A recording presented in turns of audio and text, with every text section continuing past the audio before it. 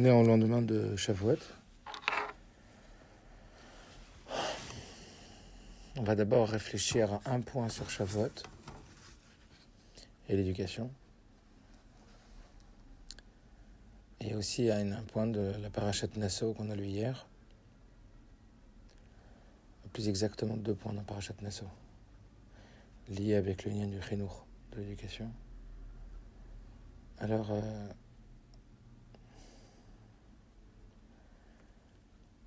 c'est important de cerner au travers la Torah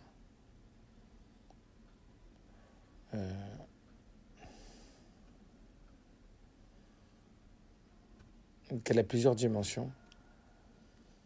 Évidemment que c'est très très important de faire passer aux enfants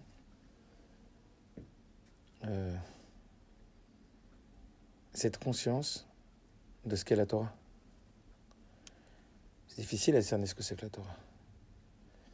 Et pour l'instant, on va rester à un niveau assez bas par rapport à ce qu'elle est en puissance. Parce que la Torah, c'est Oti Atem Lokrim. La Torah, Dieu dit dessus, c'est Oti Atem Lokrim. C'est moi que vous prenez quand vous prenez la Torah. Ala Nafshi Kadvit Yavit. La Torah, c'est l'âme de Dieu. Donc comment tu te comporterais avec Dieu s'il avait un corps? Le corps de Dieu, c'est la Torah, si on peut s'exprimer ainsi. Alors la Torah, c'est pas que Dieu. Enfin, Dieu, c'est pas que la Torah, on va dire. Dieu, c'est tout.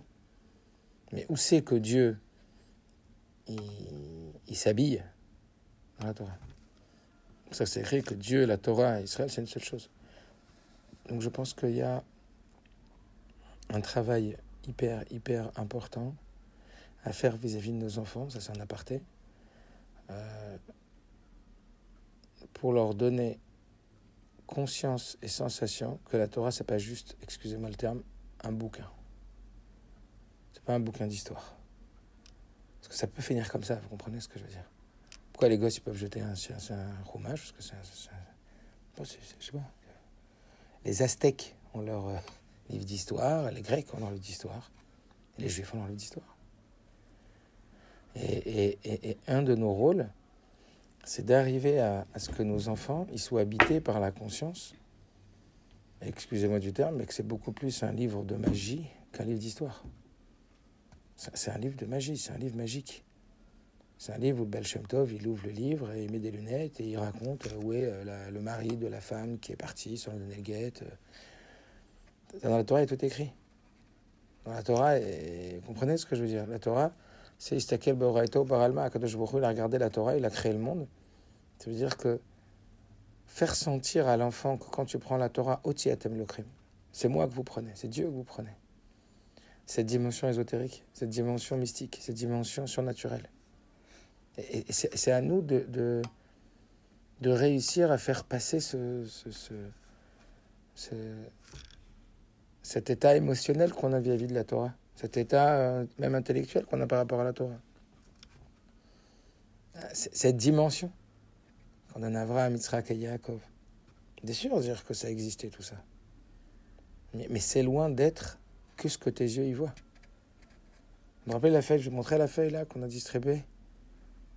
Pendant Shavuot, vous l'avez vu? Vous avez vu comment? Ça veut dire, il y a comme ça une feuille où on croit qu'on voit rien, mais quand on réussit, on voit rien. Ça veut dire on voit une forme qui est incompréhensible, comme un morceau de tissu, enfin des fils comme ça. Et puis quand on la prend dans une perspective, je vous montrerai après, vous allez voir qu'il y a écrit Bereshit bara Elokim et Hashem et Haaretz. C'est assez impressionnant à faire comme exercice. Je pourrais vous donner la feuille. Mais c'est assez impressionnant et utiliser ça pour montrer aux enfants que parfois on est loin de voir ce qu'il y a vraiment derrière les choses. Et donc à nous de donner l'intensité et la puissance de ce que la Torah elle est, au-delà de l'histoire qui est dedans. Et ça, une des choses qu'on a grâce à Dieu pour nous aider à ça, c'est Sipur Tzadikim. C'est l'histoire des Tzadikim. C'est pour ça que le rabbi, quand cette fameuse directrice d'établissement, elle se plaignait auprès du rabbi que ses enfants ils manquaient d'Yirat Shamayim, et le rabbi lui a dit de raconter des Sipur Tzadikim. C'est les Sipur Tzadikim qui nous attachent véritablement Parce qu'il y a que eux qui vivent ce niveau-là. Est-ce que vous comprenez? Il y a que eux qui le vivent vraiment. Donc en vérité, pour permettre à l'enfant, l'aider à avoir une autre conception de la Torah qu'un simple livre d'histoire. Comprenez ce que je veux dire? Alors, il va falloir qu'on les aide à ça, qu'on les amène. D'ailleurs, je ne sais pas si vous vous rappelez de cette petite histoire, je crois que c'était le Rabbi Rachab, quand un jour il a reçu le Rabbi Rayatz de l'école, de Cheder, et qu'ils étaient parchat Béchalach. Le Rabbi Rachab, il questionnait son enfant sur ce qu'il avait appris. Et l'enfant, il lui a dit qu'il avait sauté une partie de la paracha. Quand le Rabbi Rayatz était enfant, il a dit qu'il avait sauté une partie de la paracha. Il lui a dit pourquoi? Il a dit parce que le Moré, il a dit qu'on n'allait pas comprendre. Et c'était la Shira qu'ils avaient sauté, Kriyat Yam Souf. Et quand il est parti voir le Moré, il a dit au Moré, pourquoi tu as sauté Kriyat Yam Souf? Il a dit parce que si j'enseignais Kriyat Yam Souf, j'avais peur que ça discrédite la Torah aux yeux des enfants en leur faisant passer la Torah comme un conte de fées. Et qu'il ne faut pas voir la Torah comme un conte de fées, il l'aurait vu comme un conte de fées où il y a de la magie, des miracles, etc. Et je ne voulais pas leur donner cette conscience, je voulais leur donner au contraire la conscience d'une Torah vraie, sérieuse. Vous voyez ce que je veux dire? Quand le Rabbi Rayatz a entendu ça, il a dit un Moré qui n'est pas conscient de la place qu'il faut donner au Nissim dans la tête d'un enfant, les miracles de la tête d'un enfant, la dimension ésotérique, eh ben, ça peut être un Moré. Et il l'a renvoyé sur le champ. Ça lui donnait même une chance de se rattraper. Caraya. Ça veut dire que c'est pas une petite chose que, comprenez, que de faire. C'est dur, parce qu'aujourd'hui, on voit pas Dieu du tout, quoi. C'est-à-dire, on le voit au travers de l'Ashgacha Pratit, on le voit avec cette Nemouna, mais c'est pas quelque chose qui est simple. Surtout que le Umadze, le monde d'autre côté, il est très attirant, il est très fort. Et par contre, lui, il se voit beaucoup, il y a beaucoup d'images, il y a beaucoup vous comprenez ce que je veux dire? Donc, quelque part, je répète cette même phrase, mais qui me semble très parlante, on ne doit pas être fort. On doit être plus fort que l'autre côté. Il ne suffit pas d'être fort. Un sportif, il ne suffit pas qu'il soit fort. Il faut qu'il soit plus fort que l'ennemi. Est-ce que vous comprenez ce que je veux dire? Et je pense que d'implanter dès le plus jeune âge aux enfants cette dimension mystique, cette dimension surnaturelle, je sais pas, je veux dire, elle est pas seulement fondamentale, elle est fondatrice. Est-ce que vous comprenez ou pas? Agav, hier, mon fils, il se réveille, le petit, il me dit, j'ai rêvé de... C'est marrant, papa, j'ai rêvé du Beth Amikdash. Et je dis, ah bon? Il me dit, ouais, j'ai rêvé que le Beth Amikdash, il est arrivé, que le Sofar, il a sonné et tout. Pourquoi on a parlé de ça? Il m'a dit, papa, le jour où le Beth Amikdash, il va arriver, que Mashiach, il va arriver, tu vas savoir toutes les bêtises que j'ai faites sans que tu saches et tout. Comme un gosse, hein? Il dit, tu me puniras, tu me crieras et tout. Il est en train de se demander ce que ça vaut le coup. Et après, il me dit, mais les gens qui ont fait des graves fautes, alors ils ont pas envie de ma chère. Mais ce que je veux dire, c'était vrai chez l'autre, quoi. Et c'était intéressant parce que, qu'est-ce qui était intéressant? C'est que ça commençait à devenir vrai pour lui. S'il y avait comme ça une rencontre intérieure entre ce qu'on est en train de lui dire que ma chère, il va arriver, que tout va être révélé, etc. Et puis en même temps, la réalité de sa vie, c'est là que ça... Comprenez ce que je veux dire? Le but, c'est de connecter la dimension spirituelle avec son moi très physique. C'est là où Dieu, à l'intérieur de nous, ça commence à être pour de vrai. C'est là où ça va commencer à transformer nos comportements. Comme le Rabbi dit, que si la Shoah elle a eu lieu, c'est essentiellement parce que, comme ça le Rabbi dit, c'est essentiellement parce qu'ils avaient oublié qu'il y avait un œil qui voit et une oreille qui entend tout et qui note tout. Il y a une personne qui sait qu'il y a un œil qui voit tout et qui entend, et une oreille qui entend tout. Ils étaient très religieux. Hein? Ils étaient très religieux, beaucoup. Ouais, mais ils avaient occulté cette dimension du jugement ou du divin qui peut punir, etc. Et le Rabbi dit que dans une cour de récréation... Même à l'époque de l'Inquisition, ils étaient très religieux. Ouais. J'ai lu un livre, là, c'est choquant. C'est les tortures qu'ils ont eues alors qu'ils étaient vraiment religieux. Ils avaient des choules souterraines... Ah, qui était religieux? Je vous parle des Juifs. À l'époque de l'Inquisition, oui. Ah. Très religieux. Les Juifs, vous voulez dire? Même les Juifs. Oui, bien sûr. Non, mais là aussi, vous me parlez des Juifs. Ah non, je parle des Goïms. Des Goïms. Les Allemands. Ah oui, ok. Les Allemands, s'ils ont pu faire des actes... Je parle pas de ça. Okay. Je parle des Allemands. Vous avez bien fait de relever. Si les Allemands, ils en sont arrivés là, c'est parce qu'ils ne savaient pas qu'ils allaient être regardés et qu'il y a un œil qui voit et une oreille qui entend. Et le Rabbi, il fait le parallèle avec des écoles laïques ou des écoles croyantes, pas juives.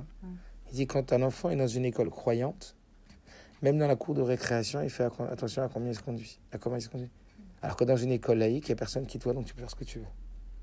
Donc cette dimension d'avoir quelqu'un au-dessus de soi, c'est dur parce qu'on ne la voit pas. Mais qu'est-ce qu'elle tient, cette dimension? Et c'est de ça qu'on va parler aujourd'hui. Cette dimension qu'on a au-dessus de soi. Vous comprenez?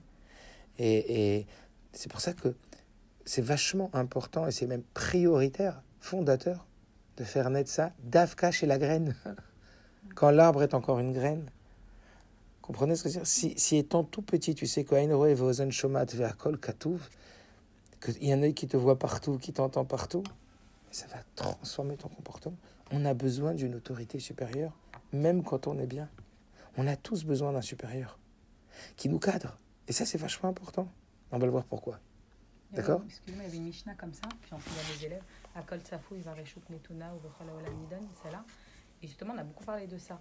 Mais je sais que les enfants, quand on a parlé de cette Mishnah-là, moi, quand je fais Mishnah, je ne fais pas de contrôle. Il y a pas de, jamais je fais de contrôle parce que je ne veux pas que ce soit un truc que je vais apprendre pour apprendre. C'est vraiment, on fait à l'oral, ça les arrive après faire une petite pièce de théâtre dessus, etc. Et beaucoup parler. Alors, les enfants, ils ont eu peur de ça. Parce que quand je leur ai dit que tout se voit, alors je leur ai dit que n'importe quelle chose qu'on va faire, c'est vrai qu'on peut faire des choses en cachette. Il y a plein de choses qu'on peut faire en cachette, mais justement que Hachem, il est là dans n'importe quel endroit, il peut voir. Et ben, je trouve que les enfants, ils ont eu... Bon, après, on a beaucoup discuté, hein, mais les enfants, ils ont peur quand Bien ils sûr qu'ils voient ont peur. Bien sûr qu'ils ont peur. Pas que ça devienne, mais il ne faut pas que ça devienne de la crainte, Exactement. de l'angoisse. Alors attendez, c'est une très bonne remarque que vous faites. J'ai parlé de ça au séminaire quand Rivka m'a demandé de faire un Fabrienne, j'ai parlé de ça. Sur l'aine de l'Aïmouna, c'est la conscience de la présence de Dieu. Donc est-ce que ton comportement de maintenant, il est en adéquation avec ton comportement s'il y avait le rabbi à côté de toi? Bah, imagine que c'est pas le rabbi que tu as à côté de toi seulement, c'est ta Dieu. Ça, éveiller des femmes, des jeunes filles de 20 ans, 19 ans, séminaire, on dit mais j'ai peur. Je peux pas moi vivre avec ça. Alors, c'est ça qu'on va parler aujourd'hui. Bon, juste pour vous dire ce que je voulais dire dans Parashat Nasso, entre parenthèses, et après on viendra à ce sujet-là, dont on parle aujourd'hui. C'est que dans Nasso, on nous dit que les Nessi'im, les princes, ils ont offert leur korbanot, leur sacrifice, pour l'inauguration du temple. Et quand ils ont donc dû emmener des calèches pour pouvoir transporter tous les matériaux nécessaires au montage et au démontage du Mishkan, il était 12 Nassim. Combien de calèches ils ont emmené? 6. Pourquoi? Ouais, c'est vrai. Emmène 12. Ils sont honteux d'emmener une demi-calèche pour Hachem. Vous comprenez ce que je veux dire? La réponse, c'est quoi? Peut-être à Beth Israël. C'est que si ça rentre dans 6, c'est interdit de faire avec 12. Ça veut dire, puisque ça rentrait juste dans 6 et qu'il y avait la place, t'as pas le droit de prendre 12. Et ça, le rabbi, il tire de là une sirka très très très forte, le lien de l'utilisation plein potentiel, l'efficience, l'efficacité. Et il parle de ça au niveau du temps, au niveau de l'argent et au niveau de tes aptitudes. Imaginez, on gagne au loto, on a beaucoup d'argent. Mais c'est pas parce que tu gagnes beaucoup d'argent que tu peux le gaspiller n'importe comment. Rabbi Houda Anassi était très riche et il honorait beaucoup les riches. Le Rabbi parle de ça souvent, qu'on doit honorer les riches. Pourquoi? Pas parce qu'ils ont beaucoup d'argent, mais parce que le fait qu'ils aient beaucoup d'argent, c'est la preuve que Dieu leur fait confiance pour être des bons distributeurs d'argent, des bons gestionnaires. C'est que Dieu a la confiance. C'est pour la confiance que Dieu leur porte, on doit les honorer. Mais le but, c'est quoi? C'est de distribuer convenablement son argent. Alors imaginez-moi une personne qui gagne au loto et on lui dit, ça existait un jeu il n'y a pas longtemps comme ça. Au lieu de gagner au loto quelques millions d'un coup, on va vous donner 10 000 euros par semaine. Chaque semaine de votre vie, vous allez recevoir 10 000 euros. Pas mal ou pas? C'est top. C'est top? Ah ouais. Qu'est-ce que vous allez faire de cet argent? Comment vous allez le gérer? Alors si Dieu te donne cet argent-là, c'est qu'il attend de toi que tu comprennes que cet argent, il n'a pas été donné que pour toi. Il y a un mot du Admor Hazaken qui est très fort. Une seconde, je regarde un truc.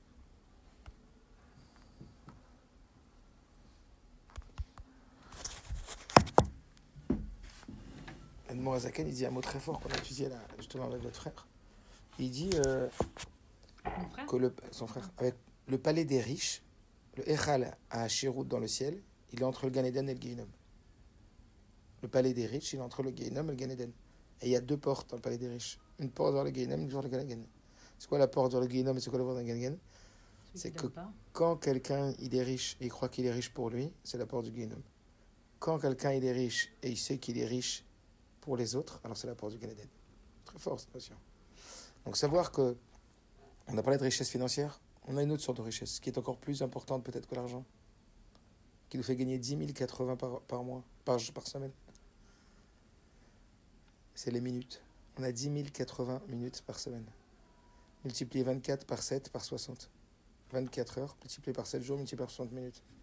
On a 10 080 minutes. Dieu nous offre par semaine. Hier soir, Dieu nous a dit, je vais vous offrir 10 000 euros. Non, 10 000 minutes. Qu'est-ce que tu vas en faire? Comment tu vas les exploiter? Comment tu vas remplir ces 10 000 minutes? C'est une notion qui est importante sans que ça devienne de la rasra, de la pression, mais en même temps de l'efficience, c'est-à-dire l'optimisation du rendement entre le résultat et l'effort. Dieu recrée le monde à chaque instant. Et ça, c'est l'idée que l'enfant avec laquelle il doit être pénétré. Dieu recrée le monde à chaque instant. Si Dieu recrée le monde à chaque instant, c'est que chaque instant de ma vie, il doit avoir un sens. J'ai pas de temps à perdre. Mon fils, il m'a imité un jour. Mendel, la femme, elle a filmé avec Dove. Il m'imitait.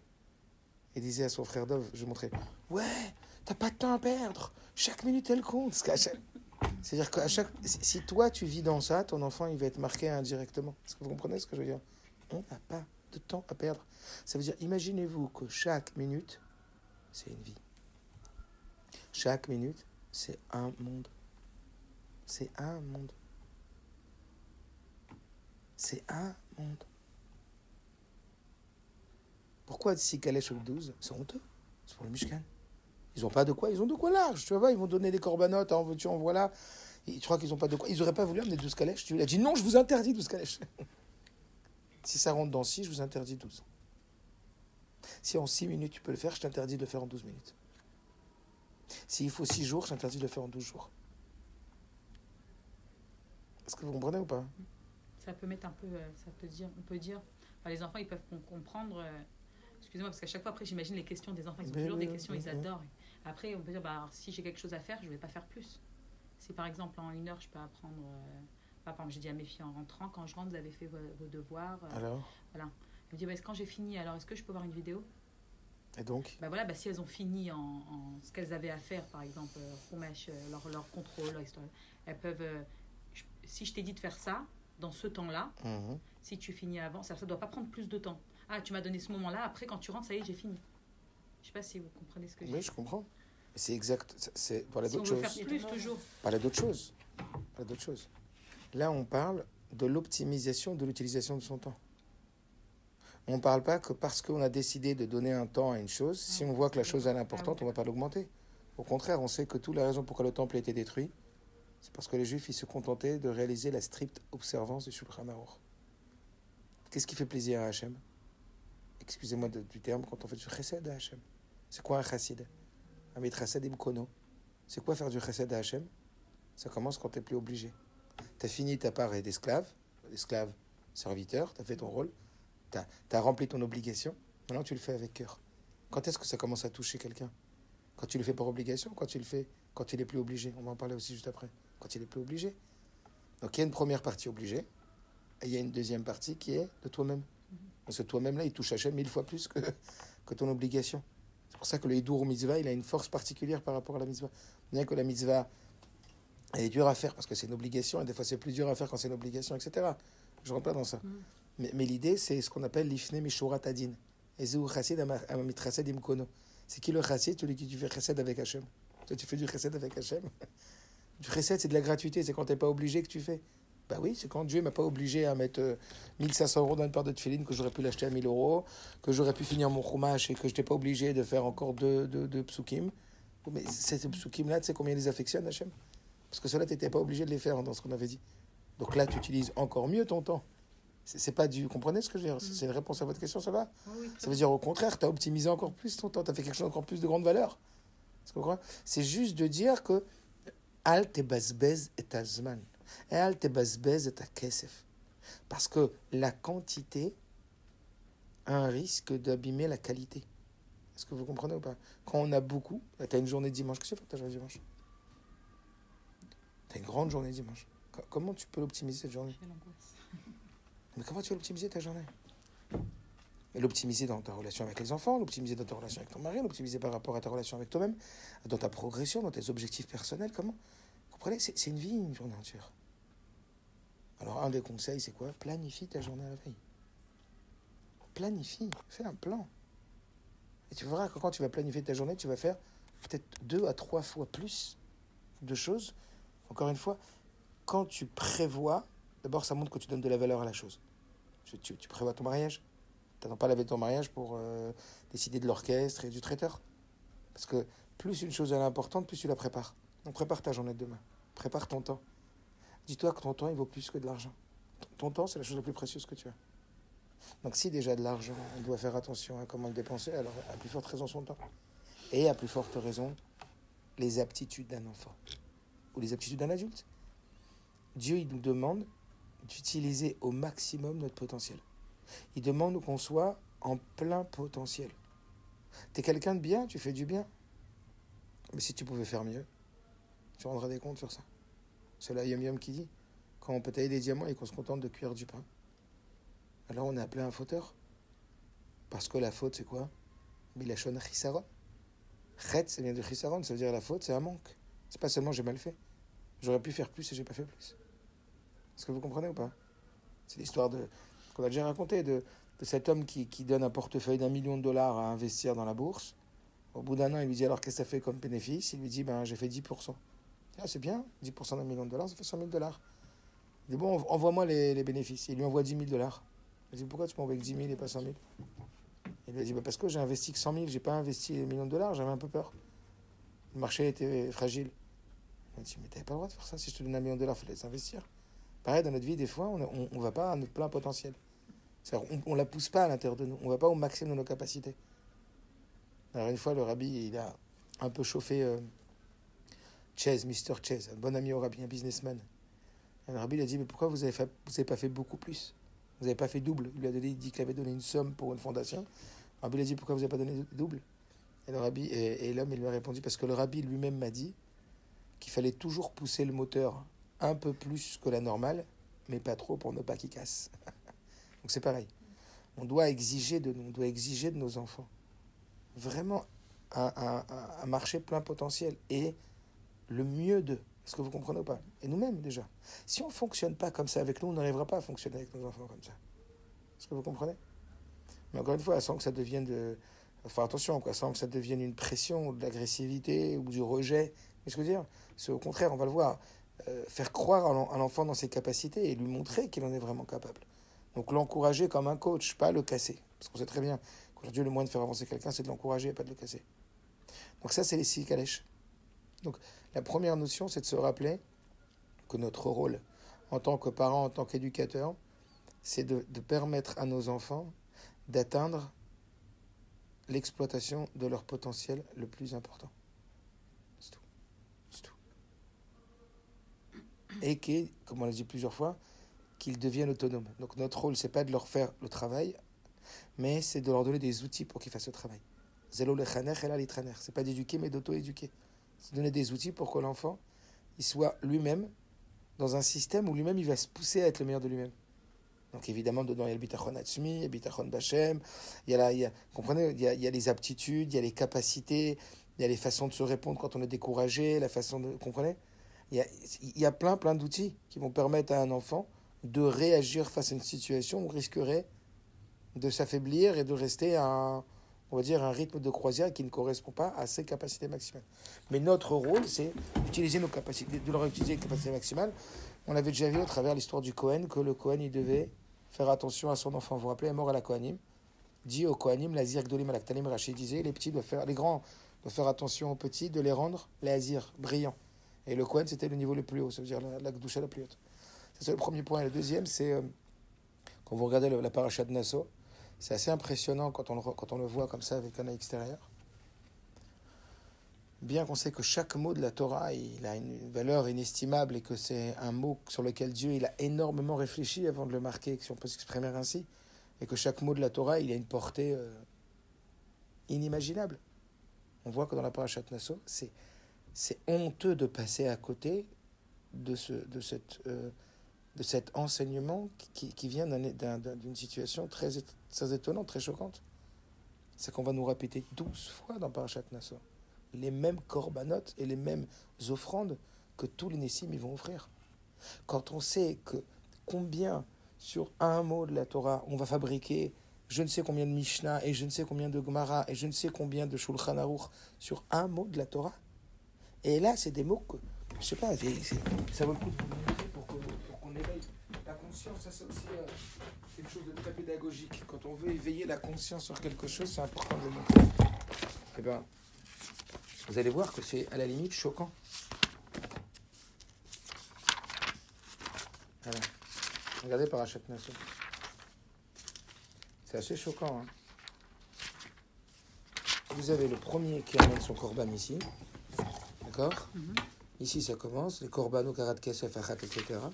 Et on y va. Ah ouais, à chaque fois. Ah ouais. Beyom Hasheni. Paragraphe, tu le reportes. Hein. Copier-coller. Beyom Hashleshi. Copier-coller. Beyom Harevi. Copier-coller. Beyom Hachamishi. Copier-coller. Beyom Hashishi. Copier-coller. Beyom Hashishi. Copier-coller. Beyom Hashmini. Copier-coller. Regardez ça. On n'a jamais vu ça. Regardez toutes ces pages. Alors écoutez bien. Hein. Il y a 176 versets dans la paracha de Nassau. Ah ouais. C'est la paracha la plus longue de la Torah. Comme le début de Vous avez vu ça? comme la Mishnah. Comme Ah ouais. D'accord, Moi, j'ai Batra. écouté un cours dessus. Voilà, il y a 176, il y a 176 versets sur Taïm Koufiotet et il y a 176 dans Baba Batra. Et c'est quoi l'enseignement que vous avez entendu? Après Shavuot, Que quoi? parce que pour dire que qu'on est capable qu'on a reçu la Torah, mais qu'on ne se décourage pas et qu'on est capable d'étudier beaucoup plus. Qu'il faut étudier beaucoup plus. Et qu'effectivement, après un événement, on est toujours chaud et on risque de se refroidir. Et qu'on sache qu'on doit chauffer. Bon, ça c'est un enseignement qui est très fort, qui est lié avec Nassau, la femme sota, etc. Que sache que c'est pas parce que maintenant tu as reçu la Torah que tu n'as pas dit etc. Et donc le moyen de combattre ton etc., c'est d'étudier beaucoup de Torah. C'est une des raisons pour qu'il y a ça. Mais maintenant, sur les 176 versets, il y a combien de versets sur la répétition des corbanotes, des Nassim? La moitié. 88 pasukim. C'est-à-dire que si elle est aussi longue, la parachat Nassau, c'est à cause de ça. Puisqu'il y a 12 Shvatim, d'accord, les 12 tribus, et ça fait 88 versets, donc divisé. Combien s'il y avait marqué une seule fois les psukim? Une seule fois c'était marqué le korban, et on aurait marqué ainsi chaque tribu a amené le même korban avec le nom. Ça aurait fait pas du tout la paracha la plus longue. La moitié des psukim à cause de ça. C'est quoi l'enseignement de Chinour? Que chaque chose est importante. Parce que c'est important ça. Chaque Mais enfant, regarde la place que ça prend. chaque enfant, si c'est fait d'une manière différente, peut-être. Que la même chose, ça leur avait dit, que la même chose que tu crois faire, le même combat contre l'Yetzerara, la même petite mitzvah, si tu savais l'importance qu'elle a. Comme le rabbi, il nous reçoit chacun l'un après l'autre. C'est réussir à ancrer chez l'enfant la conscience de la valeur de la personne, de l'individu. La conscience de la valeur de l'effort de l'individu, du sacrifice de l'individu. L'enfant, il doit être conscient que ce sacrifice, il a une valeur inestimable. Et que chaque sacrifice, il a une valeur inestimable. Parce que si ça, il n'a pas conscience, pourquoi voulez-vous qu'il fasse? Un sacrifice, c'est dur à faire. C'est important de montrer à l'enfant, de lui dire, tu dois être le meilleur de toi-même. Donc sortir l'enfant de la comparaison. L'aider à se détacher, pas complètement, parce que tu n'y arriveras pas, mais le plus possible. De se voir de l'intérieur et pas de l'extérieur. Quand tu es dans la comparaison, tu te vois de l'extérieur. L'idée, c'est, comprenez ce que je veux dire? C'est travailler ton intérieur, être le meilleur de toi-même. Ouais, et évidemment, montrer à l'enfant de ses capacités, il entend beaucoup ses parents, l'enfant. On n'imagine pas. Mais je pensais qu'elle allait me dire, ah oui, bah oui, je sais, c'est vrai. On n'imagine pas que les parents, ils ont une... Elle était choquée de ce que je vous dis. Elle a 16 ans. Non mais d'abord, ce qu'on apprend de ça, c'est qu'on n'imagine pas à quel point un enfant, il est marqué par ce que ses parents pensent de lui, ou combien l'enfant est marqué par ce qu'il pense que ses parents pensent de lui. Est-ce que vous comprenez ça? Les non-dits. Non. Ce que ma tête, elle me fait penser, voilà, ma croyance me fait penser, pas l'on dit, ce que ma tête, elle me dit que mes parents ils pensent de moi. Parce que ça a énormément de valeur, ce que mes parents pensent de moi. Et donc ça amène au deuxième point qui est fondamental, de verbaliser. De ne pas se contenter de dire non, mais moi je pense que mon enfant il a ça, il a ça. Non, l'enfant il a besoin de l'entendre. Comme on dit, il n'y a pas d'amour, il n'y a que des preuves d'amour. Il n'y a pas de valorisation, il n'y a que des preuves de valorisation. Excusez-moi, c'est ma fille qui m'a Allez-y. depuis tout à l'heure. Donc ça c'est très très important. Oui, C'est très important. Donc juste maintenant. Ah ouais, mais il est l'heure déjà, donc je ne sais pas si on va l'aborder. Peut-être très vite, c'est pas grave. Non, Peut-être pas du on tout. développera. Je vais l'appeler, ne t'inquiète pas. Elle est partie Chandel. Ah non, il reste encore 10 minutes, ça va. Je l'appelle. Dès que je finis le cours, d'accord? Je te rappelle, chérie. Tu m'as fait peur. Ok, bon, t'inquiète. Bisous, bye. Donc on va revenir sur... Donc c'est clair ou pas? De quoi on a parlé? On a parlé dans l'assaut des calèches. Donc c'est vraiment être regardant sur l'utilisation vraiment de son plein potentiel. Et pour ça, il y a plein d'outils. Au niveau du temps, c'est planifier son temps en amont. Parce que là, on est beaucoup plus efficace. Au niveau de l'argent, c'est de savoir qu'on est des gestionnaires de cet argent pour pouvoir aider autour de nous et aussi nous. On n'a pas à s'appauvrir pour ça, mais on doit vivre bien et en même temps aider les autres. Et troisième point, c'est l'histoire d'utiliser son plein potentiel. Une personne qui a des dons artistiques, des dons, des aptitudes particulières, il faut absolument les exploiter. Le rabbi nous a toujours montré de ne jamais renoncer à nos dons particuliers, mais au contraire à les exploiter pour mieux servir Hachem. Parfois, et c'est ce que dit Rabbi Ariel, je ne sais pas si vous vous rappelez, il disait qu'il y a des dons dont on a l'impression d'avoir d'abord pas les dons, mais qu'il faut d'abord un apprentissage pour révéler ce don. Donc tout don n'est pas révélé à l'initial. Parfois, il faut un apprentissage pour révéler ce don. C'est pour ça qu'il dit qu'il faut apprendre aux enfants plein de choses. Et que par le fait qu'il va exploiter ce don, après, ça peut épanouir toute son âme et donc toute sa relation avec Hachem. Parce que dans ses fibres de son âme, ça peut passer par là. Et aussi que parfois, on a l'impression d'être arrivé au maximum de son potentiel, ou négatif ou positif, alors que c'est archi faux. C'est juste que parce que le milieu qu'on fréquente ne pousse pas à l'exploiter plus. Est-ce que vous comprenez ce que je veux dire? Autant négatif que positif. Tu peux croire que ça y est, t'as arrêté avec tes bêtises, mais c'est pas vrai. C'est juste que t'as plus des copines pour faire tes bêtises avec toi. Mais le jour où tes copines vont venir, tu peux faire pire encore. Et c'est pareil pour le bien. On a l'impression qu'il y a plein de gens qui arrêtent leurs études et qui ont maintenant un métier et qui ont l'impression maintenant d'avoir saturé sur leur capacité, alors que c'est archi faux, ils ont un potentiel énorme. Alors, vous avez encore 10 minutes, c'est bon? Ah ouais? Okay. Alors, la Nekuda, c'est quoi? Excusez-moi, je suis désolée. Allez-y. Alors, je peux vous demander plus à l'autre. Au niveau du master. Comment on peut bloquer ça? Ça, on peut reprendre, je pense, ouais. Pour finir sur ce point-là. C'est ce qu'il faut faire, c'est là à la fin, c'est bien comme ça. Alors, juste pour finir sur ce point-là qui me paraît important, ou peut-être on le développera la prochaine fois, mais voilà, moi, on parlait. Pourquoi Dieu nous impose-t-il la Torah en retournant la montagne sur notre tête, alors que juste avant, on a dit Naaseh Venishma. On acceptait bien volontairement la Torah. Donc, c'est le but du monde. On vient, on accepte la Torah. On dit à Dieu Naaseh Venishma, c'est-à-dire tout ce que tu demandes, on fait. Sans compromis aucun. Tout ce que tu demandes, on fait. Oui, tu sais pas exactement, c'est pas grave, je fais. Et Akadosh Baruch Hu derrière, il vient te dire, je t'impose. Tu m'imposes pas quand j'ai envie. Et puis tu m'as laissé une période de quelques mois. Depuis le 15 Nissan jusqu'au 6 Sivan, il y a eu le Sfirat Omer qui était en vérité le travail du raffinement pour l'acceptation. Tu voulais bien que ça soit volontaire. D'ailleurs, on avait utilisé le passouk, je ne sais pas si vous vous rappelez de Shir HaShirim, de Moshcheni Acherchanerutza Viemenechela Chadrav. Que la première étape, c'était tire-moi de là où je suis parce que je suis en catastrophe, un addict, il faut le tirer de là. Mais après, Acherchanerutza. Après toi, on va courir. Ça veut dire les Tzertov et les Tzerara, ils vont aller vers. Donc c'est volontaire. Donc Dieu, il voulait que ce soit de notre propre volonté, de plein gré. Donc on voit bien que Dieu, il a un souci qu'on le fasse par volonté. Qu'on aille chercher la Torah parce qu'on a envie. Il a proposé la Torah à tous les autres peuples, ils ont refusé. Il n'y a que nous qui avons accepté. Donc il y a quelque part une volonté de Dieu et donc une nécessité d'un volontarisme du peuple pour recevoir la Torah. Et quand on dit d'accord, Dieu met la montagne sur la tête. Imaginez-vous dans l'éducation maintenant. Tout ton but, c'est que ton enfant, il adhère à ce que tu demandes. Tout ton but, c'est que ce soit par amour. C'est-à-dire que ce soit par lui-même, pas par crainte, pas par peur. On parlait de ça tout à l'heure, oui. Pourquoi faire par peur quand c'est par amour déjà? Donc on a l'impression que le schéma que la Torah nous dresse, c'est quoi? Que Dieu nous dit, c'est fait en sorte, parce que c'est l'éducation, tous les niens de Matan Torah, c'est qu'on devient des enfants d'Israël. Donc fais en sorte d'attirer tes enfants par de l'amour, mais à la fin, impose-leur par la crainte. Pourquoi besoin de crainte? C'est le jeu de l'amour. Et si déjà ils sont volontaires. Bizarre, non?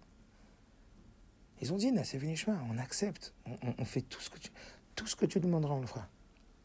Ah, vous voulez tout faire tout, comme ta fille, elle vient. Tout ce que tu demandes, maman, je le fais. Ok, maintenant je te préviens. Si tu le fais pas, alors je vais t'expliquer je vais te tuer. Qu'est-ce que tu veux? C'est pas très... Si tu viens et l'enfant il dit non, il dit je veux pas faire, je te préviens. Hein. Si tu fais pas, alors là, tu vas voir. Il dit oui. C'est quoi le lien ici? Bon, vous réfléchissez, on va ça la semaine prochaine. Mais déjà, on va travailler sur ça. C'est très très important. Comprendre combien, ça va être un peu la réponse, combien en vérité, c'est pas un danger de dire aux enfants qu'il y a un œil qui voit, une oreille qui entend. Ça rejoint, vous comprenez ce que je veux dire? Cette forme de peur. Pourquoi il y a besoin de cette peur? En quoi, alors réfléchissez peut-être pour la semaine prochaine, en quoi l'amour, ou en quoi le fait de faire faire par adhésion, de faire faire par volonté, en vérité, détient des points positifs, des aspects positifs, et en quoi le fait de faire faire par pression, ça a aussi des points positifs. Et quels sont les avantages de l'un et les avantages de l'autre et les inconvénients de l'un et les inconvénients de l'autre. Et pourquoi on a besoin des deux en vérité. C'est sûr que les deux systèmes ils existent puisque c'est Avaïra. Ben oui. Donc, Mais comprendre comment ça fonctionne. Mais comprendre comment ça fonctionne et Pourquoi comment nous on doit le mettre en place et regarde Dieu comment il a fait. Pourquoi il faut qu'il y ait Ava Veira? Pourquoi il faut qu'il y ait justement... S'il y a déjà Ava, pourquoi il y a... S'il y a déjà l'adhésion. Tu aurais pu dire il y a besoin de l'obligation quand il n'y a pas d'adhésion. Mais là, il y a adhésion. Et Dieu, il veut que ça passe d'abord par l'adhésion. Et donc, ton leitmotiv, c'est pas que tes enfants ils le fassent par ira, ils le fassent par Ava. Mais alors, si tes enfants ils l'ont fait par Ava, pourquoi tu veux aussi qu'il y ait de la ira? Mais s'il y a de la Ava, peut-être tu veux pas de ira. Non, il faut quand même mettre de la ira. Car ton enfant qui dit je veux tout, il faut quand même que tu lui mettes sur le crâne en lui disant c'est obligé. Attends, ne mets pas la pression, m'oblige pas. Attends, j'ai dit oui. Non, je veux quand même que tu... C'est quoi la chorma? Vous comprenez?